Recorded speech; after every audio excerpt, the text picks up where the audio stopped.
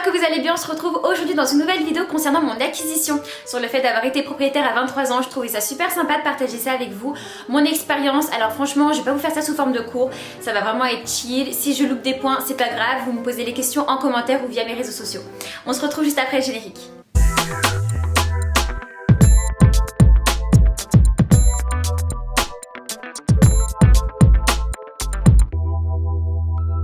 Je vais vraiment vous raconter les choses vraiment chill selon mon expérience et surtout dans l'ordre, comme ça vous allez vraiment comprendre étape par étape tout ce qui va se passer et du coup comment vraiment faire un très bon investissement locatif. Alors il faut savoir du coup que moi fin de l'année dernière je suis revenue des États-Unis, ça vous le saviez déjà. Je suis revenue mais avant ça du coup j'avais effectué un BTS et une licence dans la même boîte en fait au sein d'Action Immobilier. Je suis revenue du coup j'ai commencé un nouveau contrat en CDI, donc en fait je rentrais de nouveau dans la vie active. En reprenant le boulot c'est à ce moment là que j'ai fait du coup la découverte du bien avec son propriétaire. Donc en fait clairement je me suis dit oh là là ça peut être une affaire pour moi mais clairement ça va pas être possible. Je viens de rentrer des États-Unis puis même je viens tout juste de commencer vraiment après les études dans la vie active, donc pour moi ça va pas être possible. Sauf qu'en fait j'ai pensé à quelque chose, je me suis dit mais ça fait quand même 3 ans que je suis dans la même boîte. J'ai réfléchi, je me suis dit bah tu sais quoi, va voir ton courtier avec lequel tu bosses, tu lui poses des questions et puis après tu vois. Je vais voir mon courtier, c'est à ce moment là qu'on fait une simulation par rapport à mon salaire et par rapport à mes 3 ans d'ancienneté au sein d'Action Immobilier. C'est la très bonne surprise de savoir que c'est tout à fait possible.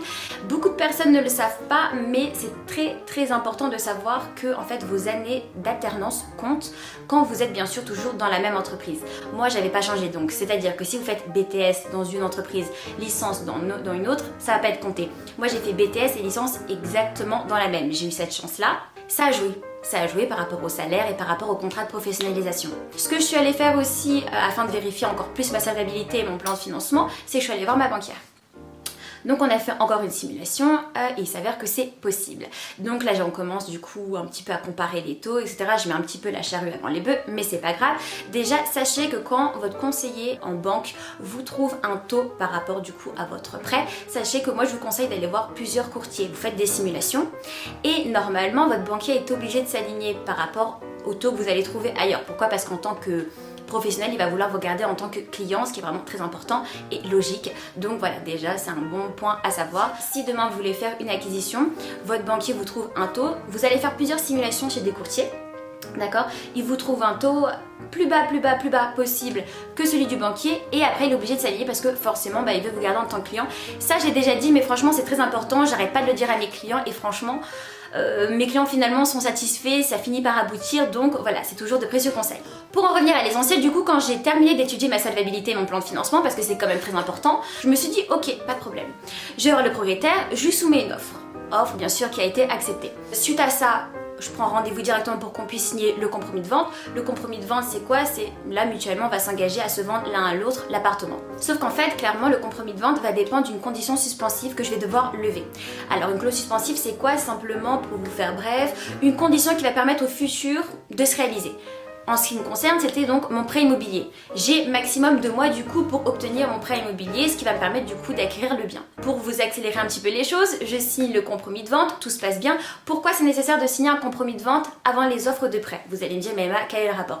C'est tout simplement qu'en fait, votre banquier ou le courtier, la personne, le professionnel par qui vous allez passer pour obtenir votre prêt, il va avoir besoin du compromis de vente afin d'éditer les offres de prêt. C'est essentiel, c'est primordial, c'est tout ce que vous voulez.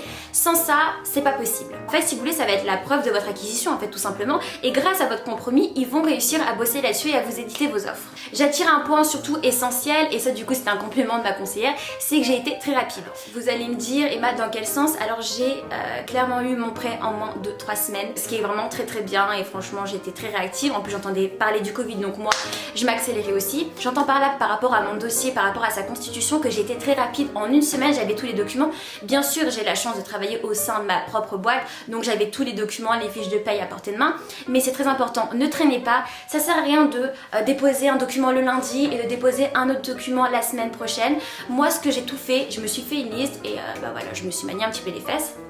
J'ai fait ça très rapidement parce qu'en fait je voulais clairement déjà l'appartement, je voulais vraiment faire cet investissement locatif, ça me tenait vraiment à cœur. Au final c'est venu plus tôt que prévu quand je suis rentrée des États-Unis.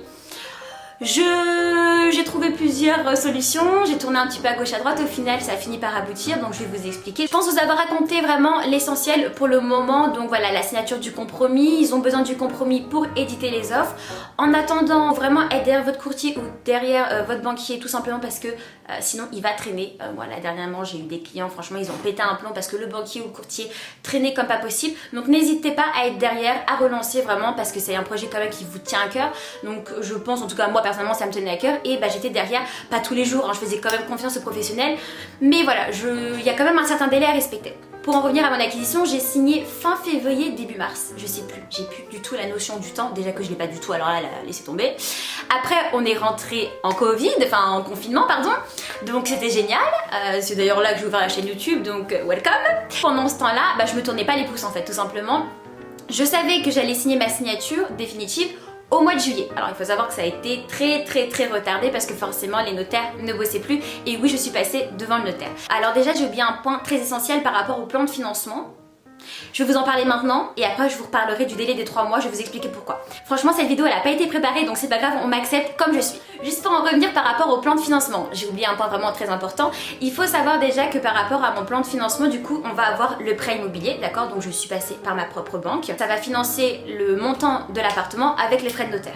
Ça c'est une chose, premier point. Deuxième point très important, il faut généralement avoir un apport personnel, c'est fortement conseillé parce que là franchement le 110% en ce moment je pense qu'on peut oublier avec tout ce qui se passe, c'est vraiment très compliqué. Donc j'avais un apport personnel. Alors vous allez me dire qu'est-ce que c'est un apport personnel? Pour vous refaire bref, un apport personnel c'est simplement une somme que vous détenez sur votre compte courant. On m'appelle, mais c'est pas grave, il attendra. C'est une somme que vous détenez sur votre compte courant et ça ne va pas dépendre en fait d'un prêt immobilier. Donc ça peut être de l'argent qu'on vous prête ou des économies. C'est un apport personnel. Moi j'avais de l'apport personnel et il m'a servi à quoi? Dans un premier temps, il m'a servi à payer mes frais de dossier par rapport à la banque. Et dans un deuxième temps, il m'a servi aussi à financer le séquestre. Un séquestre, c'est quoi? C'est lors de la signature du compromis de vente, vous devez verser une somme. Donc généralement, c'est 10% du prix de vente, mais ça se négocie entre les deux parties. Vous versez cette somme afin de bloquer, entre guillemets, l'acquisition. Bien sûr, après, ce montant va être déduit du prix de vente total, d'accord? Donc, je vous dis une bêtise, si vous achetez un appartement à 150 000, que vous versez 15 000 euros de séquestre, forcément on déduit, d'accord? Ça va pas venir s'ajouter. Ça franchement c'est classique et puis de toute manière chez notaire tout est fait en transparence. Donc ça franchement c'était un point vraiment très important que j'avais oublié parce que plan de financement, bon après forcément là j'oublie plein de trucs parce que je vous dis j'ai pas tout en tête, j'ai quand même une vaste connaissance mais après si vous avez des questions beaucoup plus approfondies n'hésitez pas. Je reviens par rapport au fait de signer après 3 mois donc... Attendez je vais vous l'expliquer d'une autre manière, vous allez mieux comprendre. On signe le compromis. D'accord? Et puis après, on a 2 mois généralement pour obtenir notre prêt. Et je sais pas si vous avez déjà entendu parler de quelque chose, généralement, on signe toujours 3 mois après, à partir du compromis, la signature définitive. Vous allez me dire pourquoi.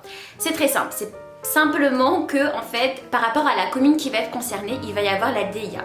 Ça va être un droit de préemption de la mairie, d'accord? Donc moi c'était sur Enghien, c'est un appartement, ils allaient pas le préempter, mais bon, ils m'ont jamais répondu. La mairie généralement ne vous répond jamais, donc c'est ni oui ni non. Dans ces cas-là, même si en fait avant le délai de 3 mois j'ai mon prêt, je ne peux pas avancer la signature définitive. Pourquoi? Parce qu'en fait il faut attendre de purger le délai de droit de préemption de la mairie, donc jusqu'à la fin, donc généralement pendant 3 mois. Cas contraire, s'ils vous répondent oui ou non, et que j'ai mon prêt en avance, je peux avancer la signature définitive. Mais dans le cas contraire, si j'ai mon prêt en avance, ce qui était le cas, j'avais mon prêt en avance bien avant le mois de juillet, mais le droit de préemption de la mairie, enfin excuse-moi bref la mairie, ne m'avait pas répondu, donc en fait il fallait attendre de purger le délai.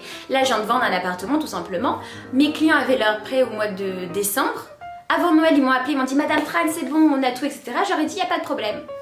Mais en fait, j'ai appelé les notaires et en fait les notaires n'avaient pas reçu de réponse de la mairie. Donc forcément, on a signé quand on a signé le 19 janvier et parce qu'en fait, il fallait purger, donc ça s'arrêtait jusqu'au 16, le temps de fixer une date d'un commun accord avec les deux parties, c'est tombé le 19. Donc ça c'est vraiment des petites précisions qui sont vraiment à connaître. Je sais que je parle très vite, j'espère que vous assimilez assez rapidement. Je raconte aussi tout à gauche, à droite, mais c'est aussi ma personnalité, donc après si vous avez des questions, vraiment n'hésitez pas. Mais quand souvent vous entendez oui j'ai signé le compromis, puis je vais signer dans 3 mois, pourquoi déjà? Parce que généralement, avant c'était 45 jours pour l'obtention de prêt. Maintenant, généralement, c'est plus 2 mois et encore là avec le Covid, ça peut se négocier chez le notaire, donc encore d'un commun accord entre le vendeur et l'acquéreur. Donc vous pouvez négocier ce délai. Avant c'était 45 jours, mais en fait les banques ne respectaient pas le délai.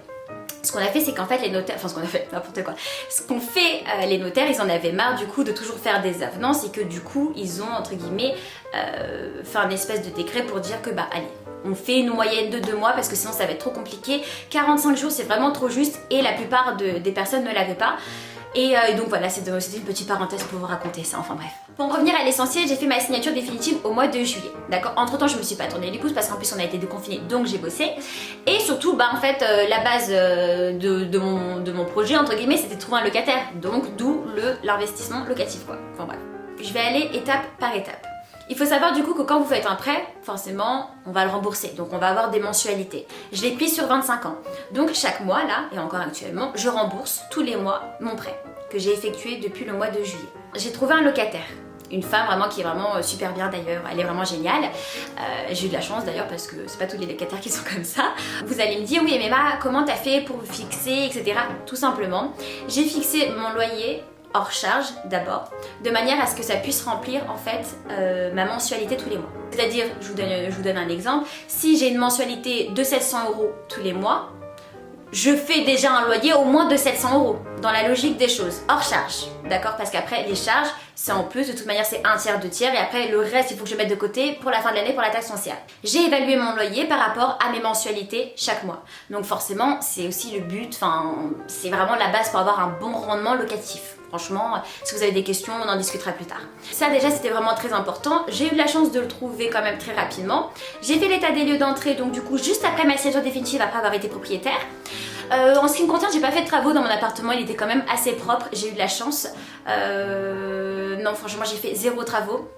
Et la locataire au final elle a peaufiné, enfin franchement j'ai eu énormément de chance, tout se passe bien. Et puis après sachez que de toute manière même si demain ma locataire part, et ben je retrouverai un locataire, je remettrai exactement le même montant parce qu'en fait le but d'un investissement locatif c'est qu'on investit dans la pierre, on capitalise, d'accord.